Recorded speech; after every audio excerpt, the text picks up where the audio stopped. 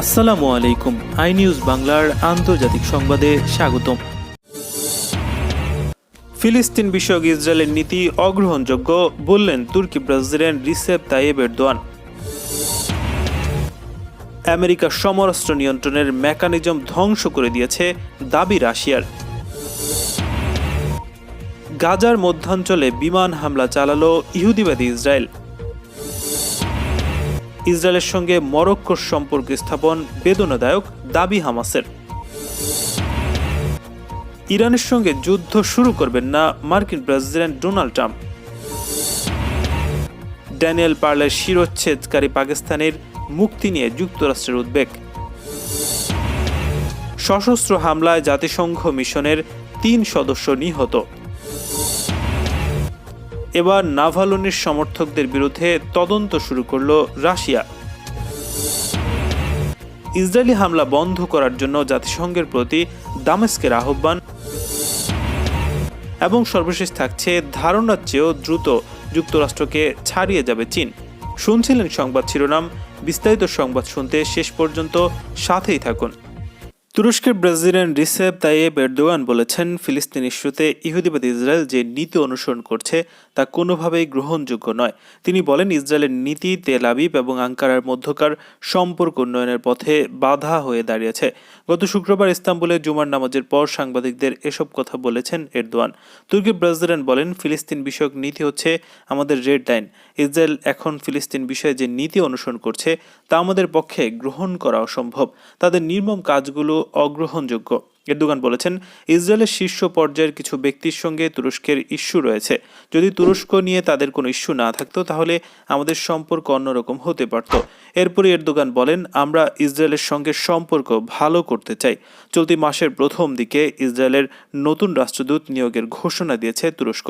তুর্কি পদক্ষেপের মধ্য দিয়ে ইসরায়েলের সঙ্গে আঙ্কারার সম্পর্ক উন্নয়নের প্রচেষ্টার প্রতিফলন ঘটেছে। 2014 সালে তেল আবিব থেকে মার্কিন দূতাবাস পবিত্র জেরুজালেম আল কুদস শহরে স্থানান্তর করা হয়। এর প্রতিবাদ জানিয়ে তুর্কি প্রেসিডেন্ট ইসরায়েল থেকে নিজেদের রাষ্ট্রদূত প্রত্যাহার করেন। ওই সময় আঙ্কারা ইসরায়েলের রাষ্ট্রদূতকে বহিষ্কার করে। রাশিয়ার পররাষ্ট্রমন্ত্রী সের্গেই ল্যাভরভ বলেছেন, মার্কিন সরকার বিশ্বে সমরাস্ত্র নিয়ন্ত্রণের মেকানিজম ধ্বংস করে দিয়েছে। তিনি সমরাস্ত্র নিয়ন্ত্রণের বিষয়ে অবিলম্বে জাতিসংঘ নিরাপত্তা পরিষদের স্থায়ী সদস্য দেশগুলোর জরুরি বৈঠক ডাকার আহ্বান জানিয়েছেন বলে বার্তা সংস্থা রিয়া নোভোস্তি জানিয়েছে। রুশ পররাষ্ট্রমন্ত্রী গত শুক্রবার মস্কো এক বক্তব্যে বলেছেন, যেসব মেকানিজম ব্যবহার করে বিশ্বের সমরাস্ত্র নিয়ন্ত্রণ করা হতো তার সবগুলো ধ্বংস করে ফেলেছে আমেরিকা। কাজে এ বিষয়ে আলোচনা করার জন্য নিরাপত্তা পরিষদের স্থায়ী সদস্য দেশগুলোর প্রতিনিধিদের উপস্থিতিতে জরুরি বৈঠক প্রয়োজন।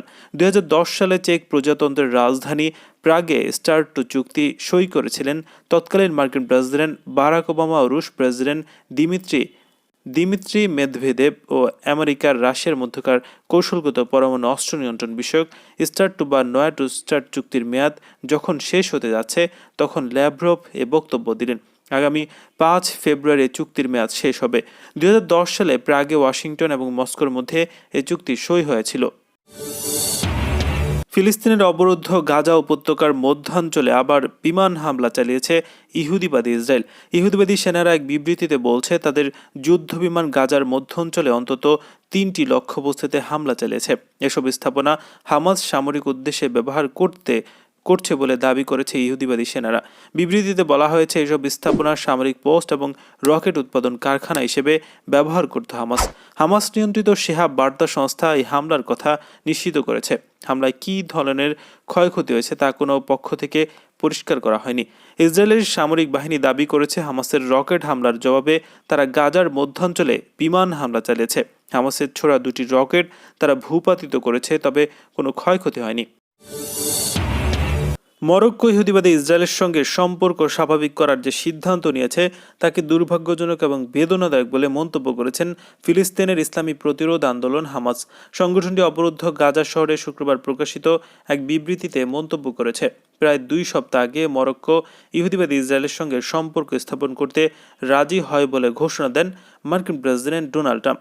হামাসের বিবৃতিতে কুদস দখলদার ইসরায়েলের সঙ্গে সম্পর্ক স্থাপনের ক্ষেত্রে কিছু মুসলিম দেশের মধ্যে প্রতিযোগিতা ও তড়িঘড়ি করার ভয়াবহ পরিণতির ব্যাপারে সতর্ক করে দেওয়া হয়েছে। বিবৃতিতে বলা হয়েছে, ফিলিস্তিনি জাতির আশা আকাঙ্ক্ষা ও তাদের স্বাধীনতা অর্জনের অধিকারকে বিসর্জন দিয়ে মুসলিম বিশ্বের স্বার্থ অর্জিত হতে পারে না। যেসব মুসলিম দেশ ফিলিস্তিনি জাতির শত্রুর সঙ্গে সম্পর্ক সহযোগিতা করছে, তাদের পক্ষে ফিলিস্তিনি জাতির প্রতি সমর্থনের দাবি বাতুলতা ছাড়া আর কিছুই নয়। হামাসের বিবৃতিতে বলা হয়, ফিলিস্তিনি জাতি কুদস কমিটির সভাপতির দায়িত্ব পালনকারী মরক্কোর কাছ থেকে এ ধরনের আচরণ আশা করেনি এবং এর পরিণতি ভালো হবে না। এতে করে বলা হয়, মুসলিম দেশগুলোর সঙ্গে সম্পর্ক স্থাপনের সুবিধাকে কাজে লাগিয়ে এখন ইহুদিবাদী ইসরায়েল বাইতুল মুকাদ্দাস ও আল আকসা মসজিদের বিরুদ্ধে আগ্রাসন জোরদার করার সুযোগ পাবে। মার্কিন প্রেসিডেন্ট ডোনাল্ড ট্রাম্প তার ক্ষমতার শেষ পর্যায়ে ইসলামী প্রজাতন্ত্র ইরানের সঙ্গে যুদ্ধ শুরু করবে না। আমেরিকার খ্যাতিমান সাংবাদিক ও রাজনৈতিক বিশ্লেষক ডন ডেবার ইরানের প্রেস টিভিকে দেয়া এক সাক্ষাৎকারে এসব কথা বলেছেন। তিনি বলেন, ইরানের সঙ্গে যুদ্ধ মানেই রাশিয়ার সঙ্গে যুদ্ধ এবং ট্রাম্প রাশিয়ার সঙ্গে যুদ্ধ চান না। যদি এখন সিআইএ কিংবা পেন্টাগনের ইরানের সঙ্গে যুদ্ধ শুরু করে, তাহলে তার দায় দায়িত্ব ট্রাম্পের কাঁধেই পড়বে। ইরানের পররাষ্ট্রমন্ত্রী মোহাম্মদ জাওয়াদ জারিফ বৃহস্পতিবার ট্রাম্পের পক্ষ থেকে যে কোনো ধরনের সম্ভাব্য আগ্রাসনের বিরুদ্ধে হুঁশিয়ারি উচ্চারণ করে বলেছেন, সম্ভাব্য এমন পদক্ষেপের জন্য ডোনাল্ড ট্রাম্পকে দায়ী থাকতে হবে। ইরাকের রাজধানী বাগদাদে মার্কিন দূতাবাসে কয়েকটি রকেট হামলার পর প্রেসিডেন্ট ট্রাম্প ইরানকে দায়ী করে টুইটারে পোস্ট দেন।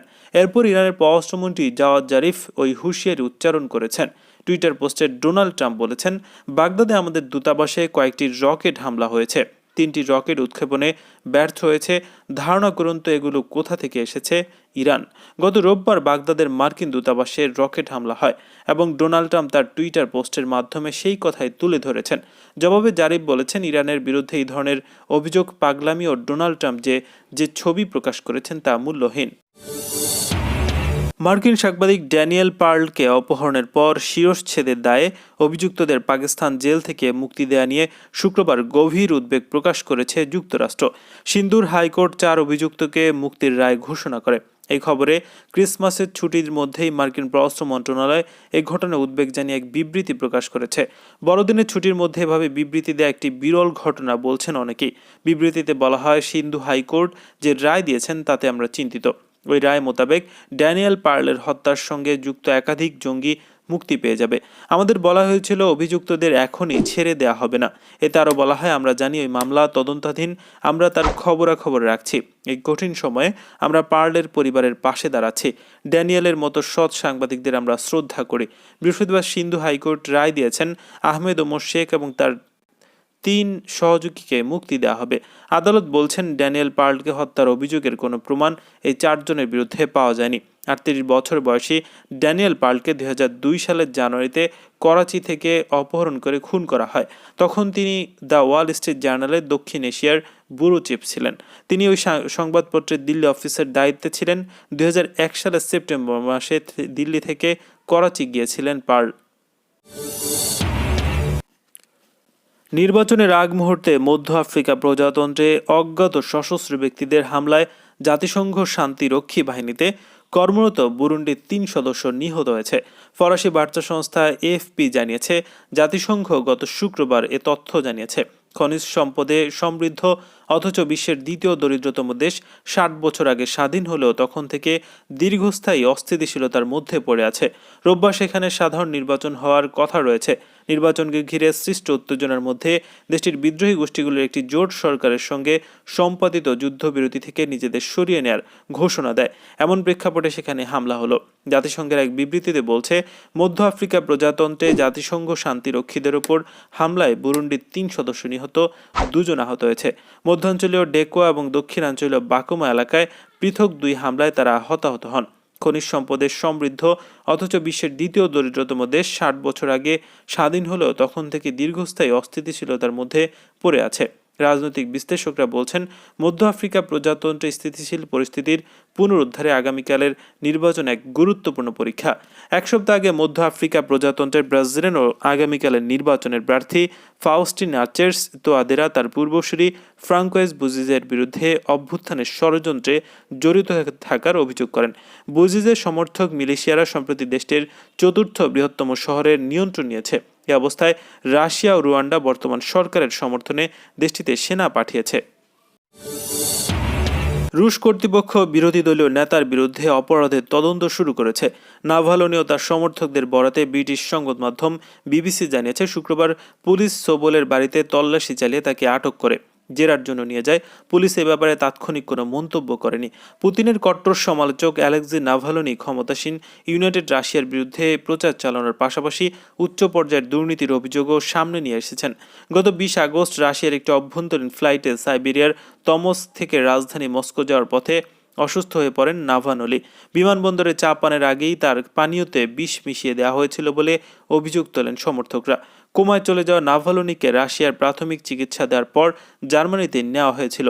জার্মানির বার্লিন হাসপাতালে প্রথম নাভালনিকে সোভিয়েত আমলের বিষাক্ত রাসায়নিক নবিচক দেওয়ার কথা জানায়। পরে সুইডেন এবং ফ্রান্সের পরীক্ষাগারেও নাভালনিকে নবিচক বিষ প্রয়োগের প্রমাণ পাওয়া গেছে বলে জানিয়েছিল জার্মানি।